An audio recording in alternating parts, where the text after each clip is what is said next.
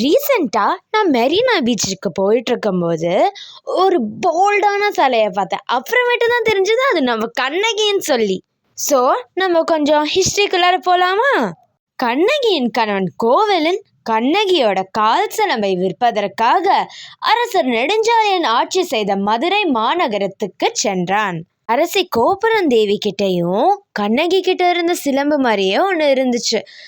அப்போ கோவலன் கண்ணகியோட சிலம்பை விற்கும்போது அவன் தான் திருடி இருப்பான்னு சொல்லி காவலர்கள் அவனை பிடிச்சிட்டு போயிடுவாங்க. ஒரு ப்ராப்பர் என்கொயரியும் இல்லாம கோவலனுக்கு மரண தண்டனை கொடுத்துருவாங்க. கடைசியா கண்ணகி அவளோட மாணிக்க சிலம்பை உடைச்சு, அது மட்டும் இல்லாமல் அரசியாரோட முத்துக்கள் சிலம்பையை உடைச்சு கோவலன் தப்பே செய்யலன்னு சொல்லி ப்ரூவ் பண்ணிடுவார். அப்புறமேட்டு அரசர் அவரோட தப்பை உணர்ந்து அப்படியே அதிர்ச்சியோட இறந்துருவார்.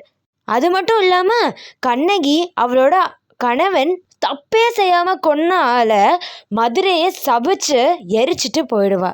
எனக்கு இந்த கதை ரொம்ப இன்ஸ்பைரிங்கான கதை. உங்களுக்கும் இந்த கதை பிடிச்சிருக்கோன்னு நினைக்கிறேன். Thank you. The end. By Sahasri Yamuna Sridhar.